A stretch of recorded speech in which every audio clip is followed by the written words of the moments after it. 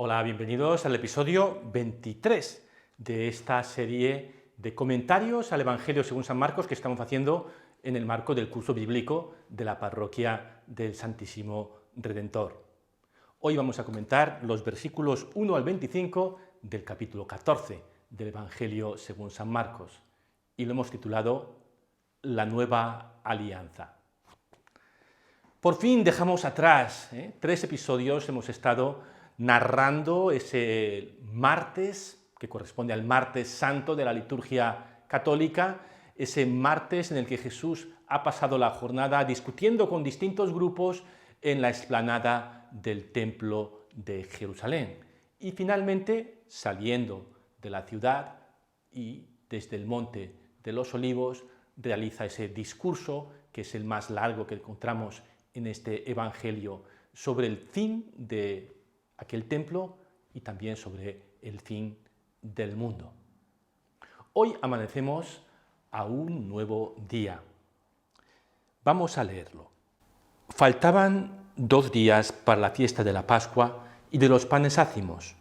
Los sumos sacerdotes y los escribas buscaban la manera de arrestar a Jesús con astucia para darle muerte. Porque decían, no lo hagamos durante la fiesta, para que no se produzca un tumulto en el pueblo. La introducción a esta jornada miércoles santo, no puede ser más ominosa. Los responsables del Templo de Jerusalén ya se habían puesto de acuerdo el lunes, después de esa acción de protesta que Jesús realiza allí en el templo, en que había que eliminar a Jesús. Y ahora ya se ponen en marcha para ejecutar sus planes. Mientras esto sucedía en Jerusalén, a unos pocos kilómetros en Betania tenía lugar algo mucho más hermoso. Mientras Jesús estaba en Betania, comiendo en casa de Simón el leproso, llegó una mujer con un frasco lleno de un valioso perfume de nardo puro, y rompiendo el frasco, derramó el perfume sobre la cabeza de Jesús. Entonces algunos de los que estaban allí se indignaron y comentaban entre sí, ¿para qué este derroche de perfume? Se hubiera podido vender por más de 300 denarios para repartir el dinero entre los pobres. Y la criticaban. Pero Jesús dijo, dejadla. ¿Por qué la molestáis? Ha hecho una buena obra conmigo. A los pobres los tendréis siempre con vosotros y podréis hacerles bien cuando queráis, pero a mí no me tendréis siempre. Ella hizo lo que podía. Ungió mi cuerpo anticipadamente para la sepultura. Os aseguro que allí donde se proclame la buena noticia en todo el mundo, se contará también en su memoria lo que ella hizo. Una mujer entra en la habitación donde estaba Jesús comiendo y rompe un frasco de perfume y lo derrama sobre su cabeza. Si el perfume hubiera costado 200 euros el frasco, ya nos parecería muy caro, pero estamos hablando aquí de 300 denarios, es decir, lo que cobraría una persona por trabajar todo un año. No son 200 euros, son 20.000 euros de perfume. Y Jesús, ante esta locura, en vez de ponerse del lado de sus discípulos que estaban diciendo, bueno, con este dinero se podría haber hecho otra cosa, defiende a la mujer e interpreta este gesto como una profecía, como profecía de su inminente muerte. Me ha ungido para la sepultura.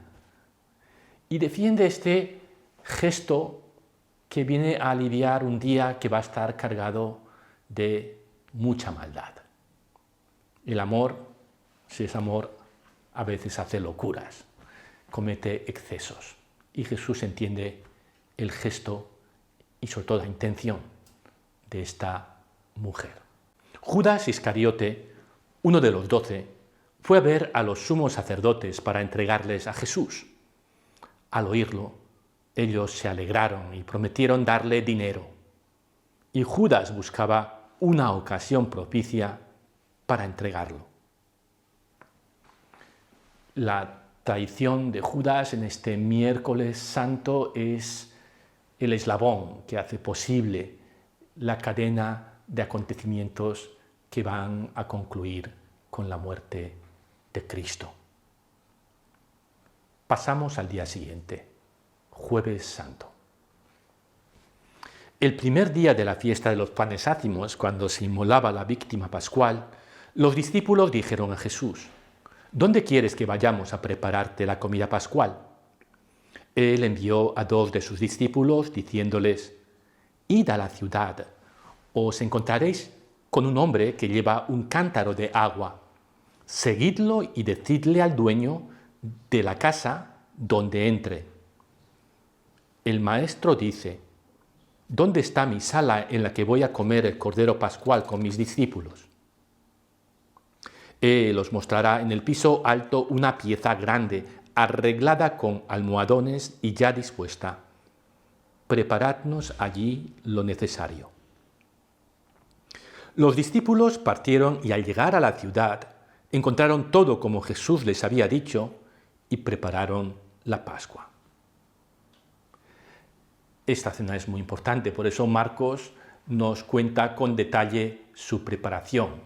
Recuerda un poco la preparación de la entrada de Jesús en Jerusalén. Hay también estos signos que parecen como signos del destino, como algo trascendental que ya estaba como predestinado o preparado. En el libro del Éxodo se establece que el día 14 del mes de Nisán, esa noche, la noche del 14 del mes de Nisán, se debe comer la cena pascual. Una cena ritual, una cena religiosa, especial, que se come en familia y que es una conmemoración de la noche en la que los israelitas escaparon de Egipto hacia el desierto. Y el plato central de esa cena es el cordero pascual. Veamos lo que sucede esa noche. Al atardecer, Jesús llegó con los 12, y mientras estaban comiendo dijo: Os aseguro que uno de vosotros me entregará, uno que come conmigo. Ellos se entristecieron y comenzaron a preguntarle uno tras otro: ¿Seré yo? Él les respondió: Es uno de los 12, uno que se sirve en la misma fuente que yo. El Hijo del Hombre se va, como está escrito de él, pero ay de aquel por quien el Hijo del Hombre será entregado. Más le valdría no haber nacido. Jesús sabe que va a ser traicionado y que le queda muy poco tiempo de vida, horas. Lamenta el dolor de la traición, pero eso no va a impedir que haga lo que tiene que hacer. Mientras comían, Jesús tomó el pan, pronunció la bendición, lo partió y lo dio a sus discípulos diciendo: Tomad, esto es mi cuerpo. Después tomó una copa, dio gracias y se la entregó, y todos bebieron de ella. Y les dijo: Esta es mi sangre, la sangre de la alianza que se derrama por muchos. Os aseguro que no beberé más del fruto de la vid hasta el día en que beba el vino nuevo en el reino de Dios. La primera carta de San Pablo a los Corintios es uno de los textos cristianos más antiguos que conservamos. Se cree que fue escrito en el año 53 del primer siglo, es decir, poco más de 20 años después de la resurrección de Cristo y unos 15 años antes de la composición del Evangelio más antiguo, que es el Evangelio que estamos comentando, el Evangelio según San Marcos. Y ya en este texto antiquísimo encontramos estas palabras: Lo que yo recibí del Señor y a mi vez os he transmitido es lo siguiente. El Señor Jesús, la noche en que fue entregado, tomó pan, dio gracias, lo partió y dijo: esto es mi cuerpo que se entrega por vosotros. Haced esto en memoria mía. De la misma manera, después de cenar, tomó la copa diciendo: esta copa es la nueva alianza que se sella con mi sangre. Siempre que la bebáis, hacedlo en memoria mía. A inicios de los años 50 del siglo I, ya circulaba esta fórmula, estas palabras rituales exactas para celebrar eso que nosotros llamamos la misa o la Eucaristía, para recordar de este modo aquella noche, la última noche de Cristo, y reunir a la comunidad cristiana en torno al pan partido y al vino que pasaba de mano en mano. Jesús tomó un trozo de pan, lo partió y dijo: esto es mi cuerpo. Los gestos, cuando son auténticos, no requieren municiones, no requieren mucha explicación. Él, su cuerpo, va a romperse en la cruz y va a ser también alimento para sus discípulos. Y luego toma una copa de vino tinto, con ese rojo intenso que recuerda la sangre, y dice: este es el cáliz de mi sangre, sangre de la alianza, de la nueva alianza, que será derramada por muchos. Recordemos que estamos en la noche de Pascua, la noche que recuerda la salida del pueblo de Israel de Egipto.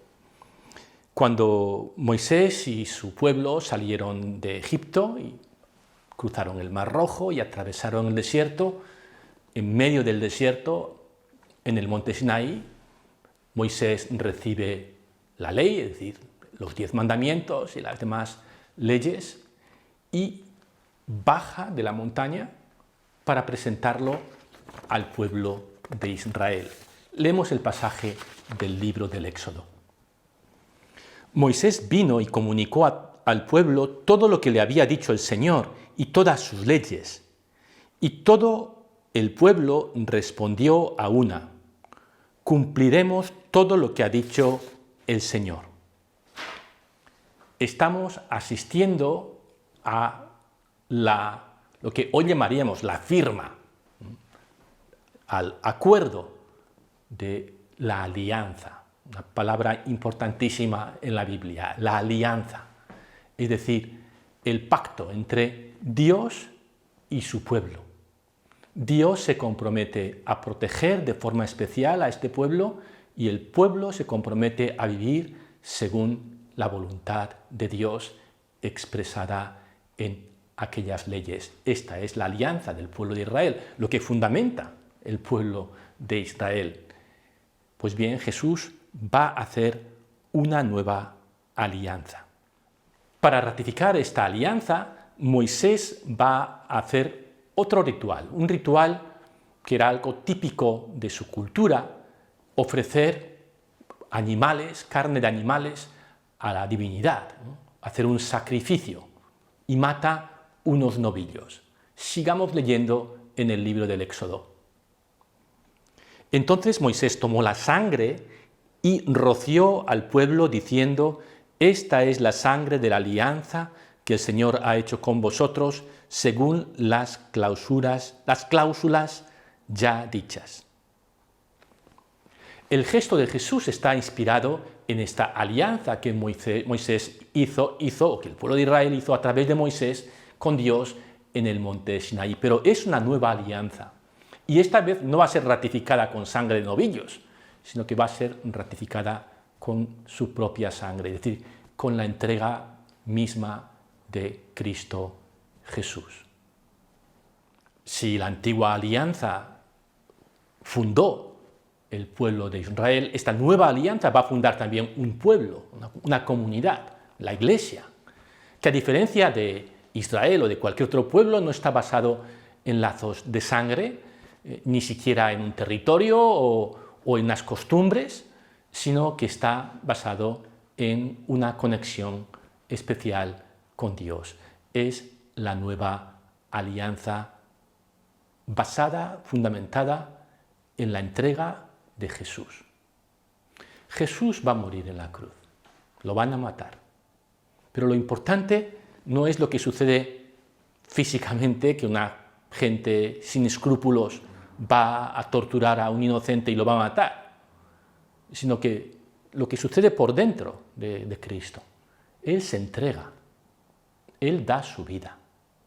Y es ese amor que se da lo que se nos está invitando a contemplar, porque en ese amor que se entrega se fundamenta una nueva comunidad. La Iglesia, los cristianos, estamos enraizados en ese pacto, en esa sangre, en esa vida entregada, que es la vida de Cristo. Y somos un pueblo nuevo llamado a ser fermento de la fraternidad universal.